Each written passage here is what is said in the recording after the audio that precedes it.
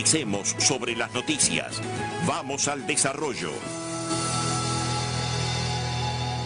Y les decía que empezábamos con una buena noticia porque el Banco de Previsión Social ya comenzó a pagar la devolución del FONASA. El Banco de Previsión Social comenzó a pagar desde ayer la devolución por excedentes de aportes al Fondo Nacional de la Salud, FONASA, durante 2022, para todos los trabajadores con ingresos promedios mensuales superiores a 95.228 pesos nominales y jubilados o pensionistas cuyos ingresos promedios mensuales superen los 103.153 pesos nominales.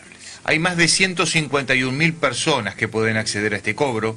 El BPS destaca en su sitio web que para acceder al cálculo de la devolución las personas pueden realizar la consulta a través del mismo sitio web, siempre y cuando ingresen con su usuario personal. Quienes tengan usuario personal del Banco de Previsión Social accederán al monto y cálculo de su devolución a través del servicio en línea Consultar Detalles de Devolución FONASA.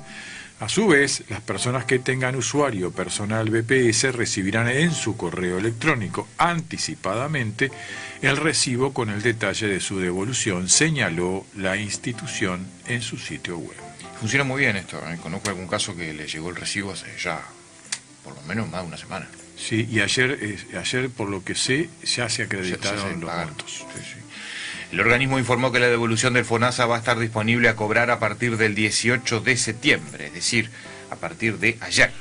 Y lo podrán hacer a través de una cuenta bancaria, un instrumento de dinero electrónico como las tarjetas Mi Dinero, de Anda, Prex u Ocablue, o presentándose con un documento de identidad en Habitat, Red Pagos, Anda, Supermercados El Dorado o en la misma tesorería del Banco de Previsión Social en Montevideo. En el inicio de las vacaciones de primavera, casi 87.000 personas salieron del país el fin de semana pasado, más del 60% lo hizo hacia Argentina. En total fueron 86.604 las personas que salieron del país el pasado fin de semana con motivo de las vacaciones de primavera. Argentina fue el principal destino alcanzado, el 63% de quienes salieron del país, unas 54.560 personas. Los principales puntos de salida fueron Paysandú, Colonia, Salto, Fraiventos y el Aeropuerto Internacional de Carrasco, en ese orden de volumen de salida, según datos de la Dirección Nacional de Migración. Por el cruce hacia Argentina por Paysandú salieron casi 21.000 personas, por Colonia 17.235, en Salto cruzaron 15.646 y por Fraiventos 13.073 personas. Por el aeropuerto de Carrasco se fueron 8.686. Respecto a los ingresos, Migraciones informa que entraron al país unas 77.217 personas, de las cuales 56.200 son uruguayos, 10.254 argentinos y 5.175 brasileños. El resto se reparte entre visitantes de diversas nacionalidades. El gobierno resuelve seguro de paro parcial para hotelería. Prevé beneficiar a 1.000 trabajadores. El gobierno resolvió otorgar un seguro de paro parcial por 3 meses para la hotelería debido a una afectación de la actividad ocasionado en gran medida por el problema de la competitividad con Argentina a raíz del tipo de cambio que beneficia al vecino país. La medida será de septiembre a noviembre inclusive, y estiman que va a beneficiar a 1.000 personas, a 1.000 trabajadores, anunció en rueda de prensa el ministro de Trabajo y Seguridad Social Pablo Mieres, acompañado por el de Turismo Tabaré Viera. La resolución busca beneficiar a trabajadores que se desempeñan en hoteles que están abiertos pocos días a la semana por diferentes razones. Viera explicó la decisión que tomó el gobierno. La gente del litoral ha sufrido muchísimo, particularmente el destino termal, por la falta de competitividad con la frontera con Argentina, declaró. Pese a la posibilidad online, el censo ya es el más largo de la historia en Uruguay. Los uruguayos somos bastante menos de lo proyectado. Para este año, según los demógrafos, la población uruguaya tenía que haber superado con creces los 3,5 millones de habitantes. Pero los datos preliminares del censo en curso vienen demostrando que ese umbral no se irá a pasar y que el resultado final será similar a la cantidad de personas que se había estimado para una década atrás. Esta escasez de población es una de las razones por las cuales las autoridades del Instituto Nacional de Estadística no ponen fin aún al censo 2023, según cuya planificación inicial debió haber terminado hace 2 meses. Pese a la posibilidad de censarse online, el censo 2023 ya es el más largo de la historia en Uruguay. Las visitas presenciales iniciaron a fines de mayo y todavía no terminaron. Por ahora los datos muestran que los departamentos de la costa sur y este del país son los pocos que han tenido un leve crecimiento poblacional respecto al censo anterior. Maldonado es hasta el momento el departamento con mayor variación en este sentido, en buena medida por la inmigración, tanto de las otras zonas de Uruguay como de otras nacionalidades. Ciudad del Plata es una de las ciudades que tuvo mayor explosión de habitantes. Ya había superado un 800% en crecimiento entre finales de la década del 60 y el censo del 2011. En Rocha hubo un crecimiento que, de confirmarse con los registros de credenciales, podría modificar la cantidad de diputados. Porque si bien todo el departamento tiene que tener al menos 2 representantes, el resto de bancas se dividen proporcional al tamaño poblacional, o mejor dicho, del electorado de la zona. Rocha es uno de los departamentos en los que si se cerró el censo presencial y solo cabe la posibilidad online. Lo mismo pasó con La Valleja, Cerro Largo, Rivera, Artigas, Salto, Florida, Durazno, Tacuarembó, 33 y el pequeño Flores, que fue el primero en culminar el censo presencial. El expresidente Sanguinetti dijo que las coaliciones tienen que trasladarse a los departamentos. El expresidente Julio María Sanguinetti, en su visita a nuestra ciudad, consideró que sería importante lograr trasladar las coaliciones a los departamentos, incluso a nivel orgánico. Aspiramos a que si las coaliciones se trasladan a los departamentos, y sería útil políticamente, subrayó el expresidente. En cuanto a la marcha de la coalición a nivel nacional, afirmó que el gobierno afectado por la crisis las ha pasado con éxito y ha salido mucho mejor. Recordó que sufrió la crisis del COVID-19, la sequía y lo dificultoso del mercado internacional. Además, subrayó que hoy el país tiene estabilidad y además está bajando la inflación, que es el peor de los impuestos.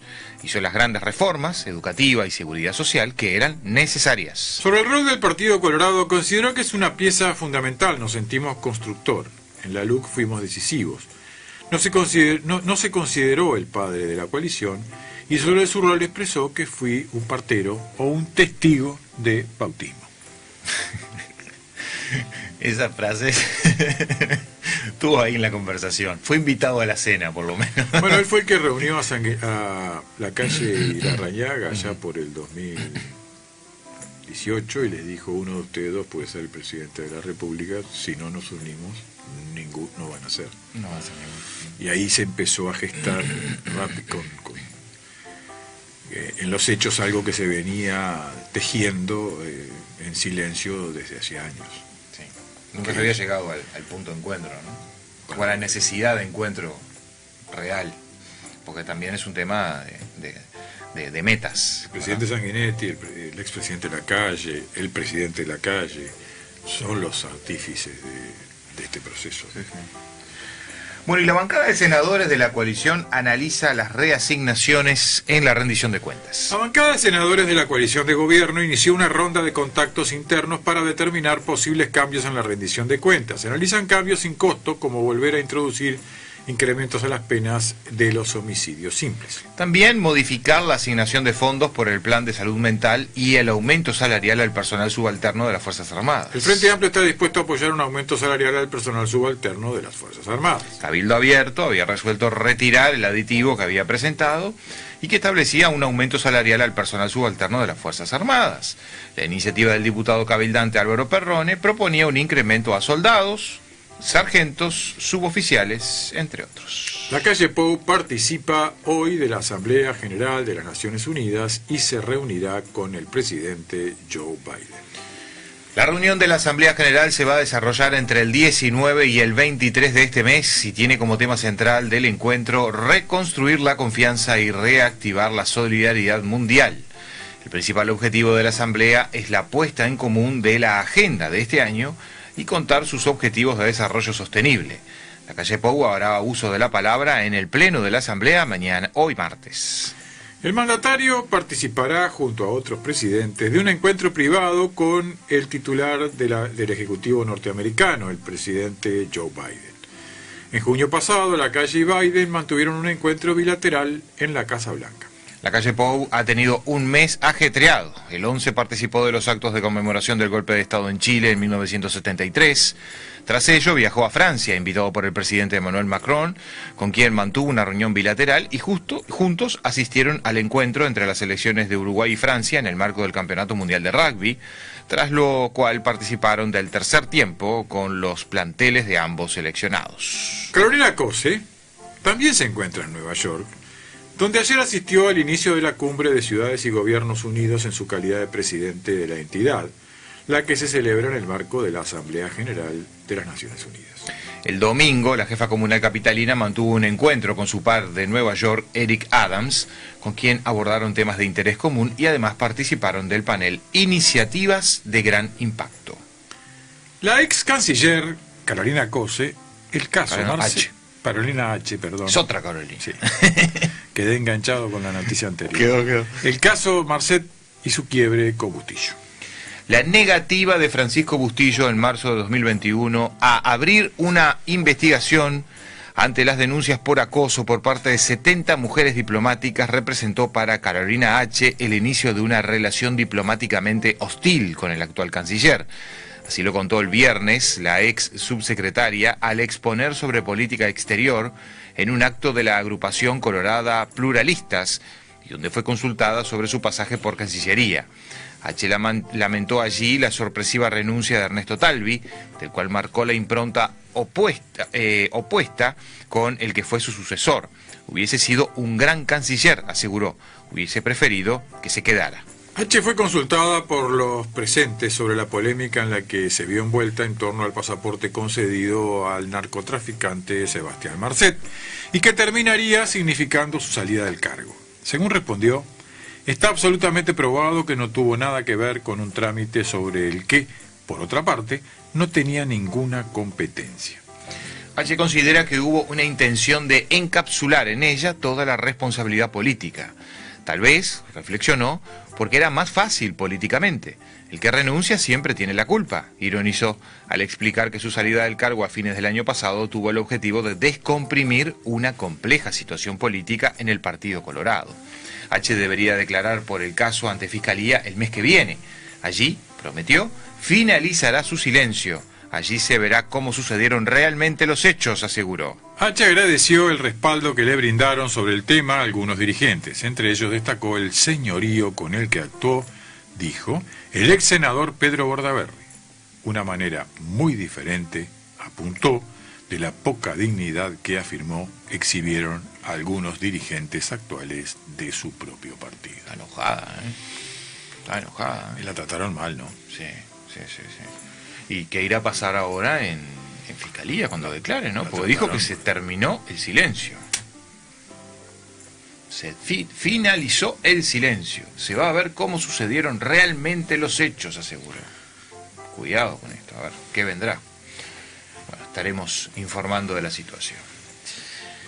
Nos vamos al plano político parlamentario porque el senador Sartori aseguró que no va a presentar la declaración jurada de bienes de su esposa. El senador Juan Sartori aseguró que no presentará la declaración jurada de bienes e ingresos de su esposa, la ciudadana rusa Ekaterina Rybolovleva.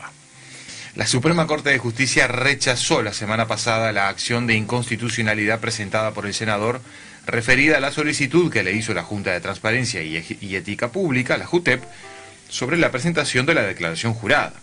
En este sentido, el organismo entiende que es constitucional la solicitud realizada. Leí el fallo dividido 3-2 de la Suprema Corte de Justicia. Parece que el circo político crece cuando se acercan las elecciones. Reitero, no puedo ni voy a obligar a mi esposa, con la que tengo separación de bienes, a que presente nada, expresó Sartori en su cuenta de ex, antes Twitter. Sartori considera que es arcaico que en pleno siglo XXI se considere constitucional que el marido tenga que obligar a la mujer a hacer algo en contra de su voluntad. Quien cumple la función pública soy yo, no ella. Y mi declaración jurada está completa y aprobada por la Junta de Transparencia y Ética Pública. Prefiero enfrentar las sanciones correspondientes antes que ser parte de un sistema que ya fue. Lamento que para los 3 ministros que desestimaron mi solicitud El marido debe ser el tutor legal de la mujer, como en 1800, apuntó.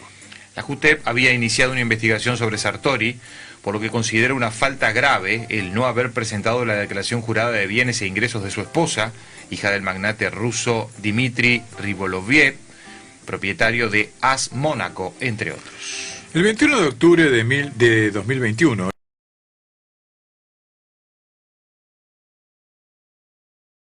los senadores Frente Amplista Eduardo Brenta, Amanda de la Ventura y Daniel Orescar presentaron un pedido de informes a la Junta de Transparencia y Ética Pública, a la que respondió que la situación del legislador encuadra en la tipificación de falta grave. En la respuesta, la Junta informó que Sartori presentó declaración jurada en una primera instancia el 15 de febrero del 2020, pero dicha declaración se encontraba incompleta, por lo que se le solicitó presentara una declaración jurada complementaria, por entender que omitió expresar en la misma determinados datos. Dentro de las sanciones, se estaba escuchando ayer, se le puede retener el 50% del sueldo como senador. Le va a hacer cosquillas. Lo peor es que no se va a poder presentar a la próxima elección. Acá el problema, ahí va a quedar inhabilitado. Acá el problema de fondo es el siguiente, por lo que tengo entendido. El senador Sartori, para no presentar la declaración jurada de su esposa, debió haber presentado el documento que demuestra que tienen separación de bienes.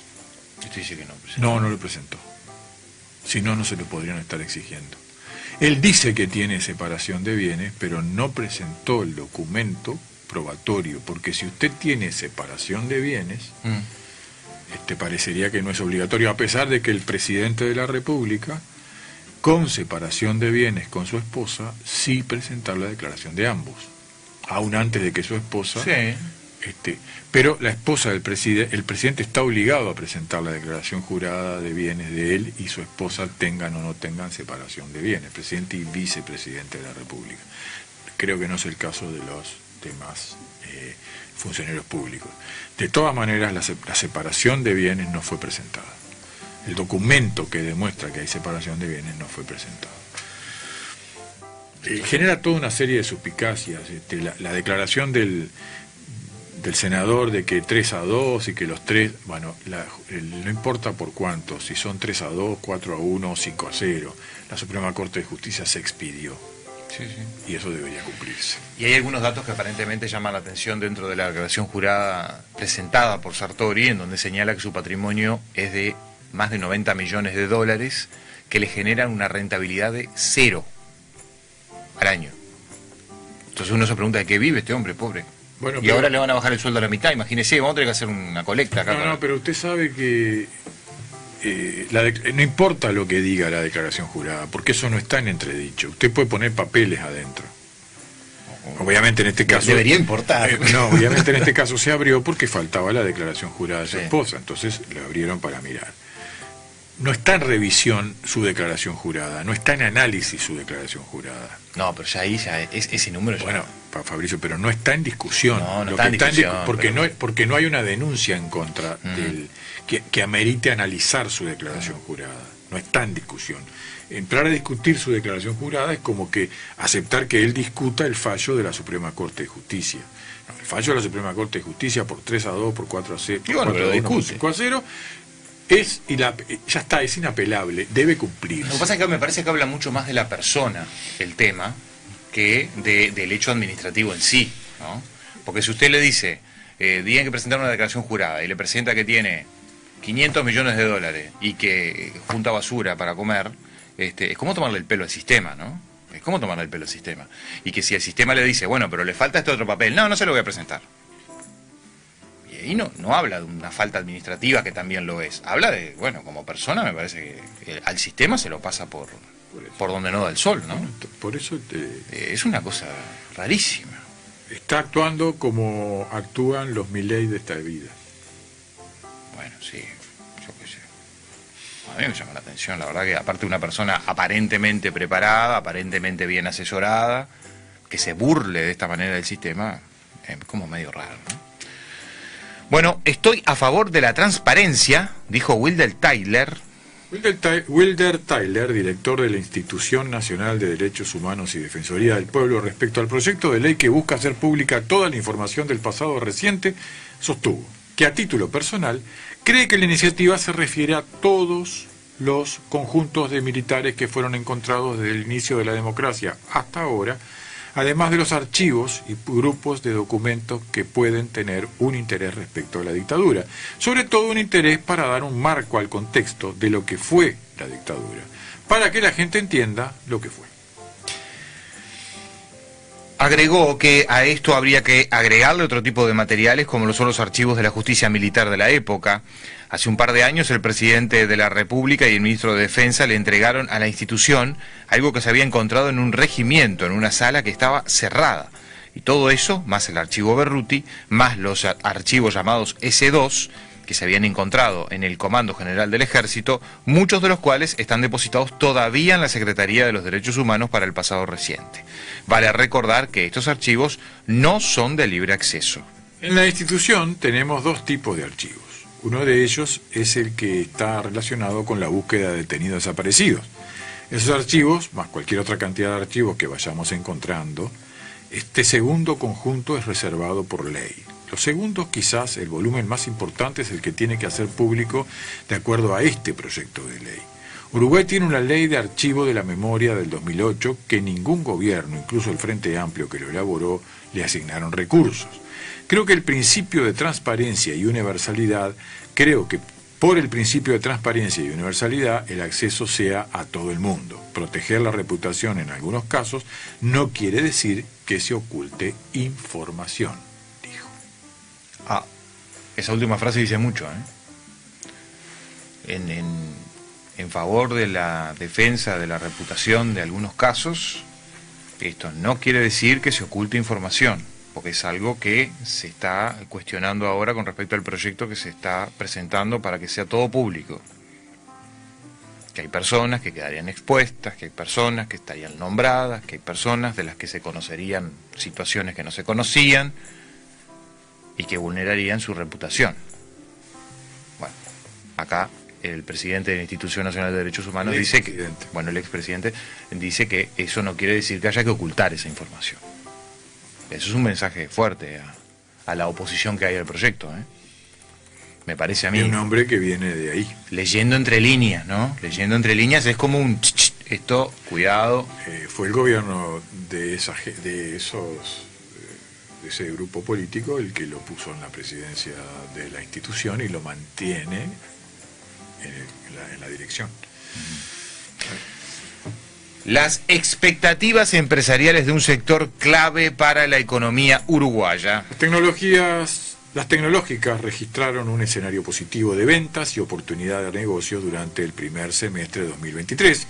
Además, mantienen una expectativa positiva en cuanto al empleo y una consolidación del teletrabajo y la modalidad híbrida en las empresas del sector, según el monitor de estado de situación de la industria tecnológica en el Uruguay, elaborado por la CUTI, la Cámara Uruguaya de las Tecnologías de la Información. Según los datos relevados, el 41% de las empresas encuestadas tuvo un incremento en las ventas, ya sea de forma leve, un 32%, o significativa, un 9%. Mientras tanto, un 29% indicó que las ventas se mantuvieron conforme a las expectativas, al mismo tiempo que el 25% expresó una ligera disminución y únicamente un 5% experimentó una disminución significativa. En cuanto a las expectativas para el siguiente semestre, el 56% estima que las ventas aumentarán, mientras que un 32% espera que se mantengan en los niveles actuales y solo el 12% considera que se reducirán. En lo que refiere a oportunidades de negocio, un 88% de las empresas identificó diversas oportunidades recientes. En este sentido, el 24% corresponde a oportunidades de gran relevancia, mientras que un 64% se trata de oportunidades de menor magnitud. No obstante, el 12% no detectó nuevas oportunidades comerciales. Por otra parte, en cuanto a la evolución de la situación económica del país en el futuro próximo, las empresas revelaron una vez más un optimismo moderado. El 44% estima que la situación mejorará de forma leve, mientras que otro 44% considera que se mantendrá incambiada y un 12% que empeorará. En ningún caso se estimó una mejora significativa, señala el informe. En cuanto al empleo, el 46% de las empresas mantuvo su equipo de trabajo, mientras que el 37% lo aumentó y el 17% lo redujo. Además, se distingue una tendencia a la disminución en torno a la contratación mientras la proporción de empresas que conservó su plantilla se mantuvo estable y la proporción que desvinculó personal aumentó sensiblemente. A pesar de esto, de cara al siguiente semestre, se observa un notable optimismo en relación a las expectativas de empleo. Bueno, un sector que siempre se ha señalado como el más demandante de capacidades laborales, ¿no? Más dinámico. Sí, sí, sí. Y que se va adaptando rápida y fácilmente a las necesidades del mundo. No se piensa en un mercado nacional, mucho más globalizado este negocio.